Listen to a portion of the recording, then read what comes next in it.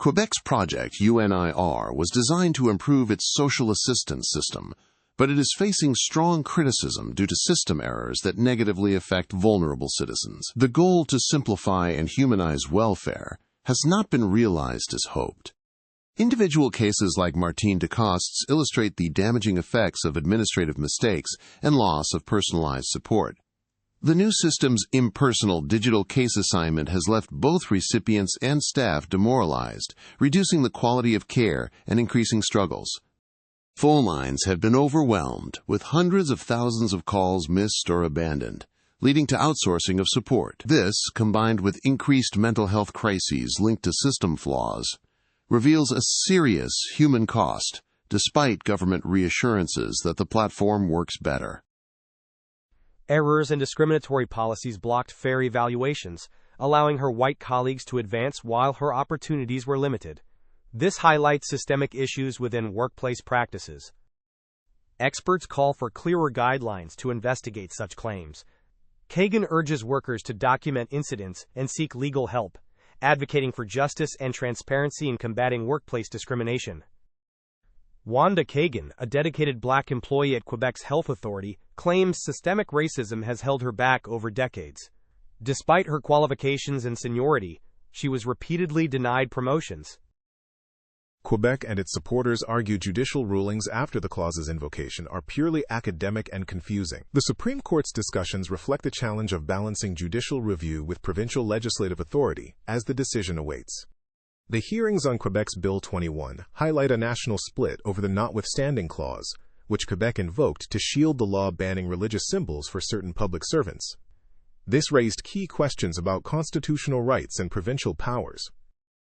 Some governments argue that courts should still provide non-binding opinions on whether Bill 21 violates charter rights, offering guidance for voters and fostering informed debate, even if the law is protected by the notwithstanding clause. Hydro-Québec is exploring possible transmission connections to Nova Scotia's offshore wind farms to help meet increasing electricity demands and maintain its role as a major energy supplier. The Wind West project targets up to 5 gigawatts by 2033, with potential growth beyond 40 gigawatts by 2050. Hydro-Québec is assessing the financial and operational aspects of integrating this power into regional grids. Drought conditions have limited Hydro-Québec's export capabilities, raising the importance of new renewable sources and regional partnerships. Collaboration with neighboring states and federal support are key to advancing these energy initiatives. In response, Air Canada provided French subtitles and bilingual information, while Rousseau apologized for his limited French ability and expressed his intent to improve, highlighting ongoing tensions about language use in Quebec. Political leaders in Quebec condemned his decision not to speak French, and the Official Complaints Commissioner received nearly 800 grievances regarding his language choice, reflecting widespread dissatisfaction. Air Canada's CEO Michael Rousseau faced significant criticism for delivering a condolence message in English only after a fatal crash, sparking controversy due to Quebec's emphasis on the French language. Prime Minister Mark Carney emphasized that companies like Air Canada must always respect bilingual communication, especially in sensitive moments. Michael Rousseau now faces a House of Commons committee to explain his decision to limit French in the message.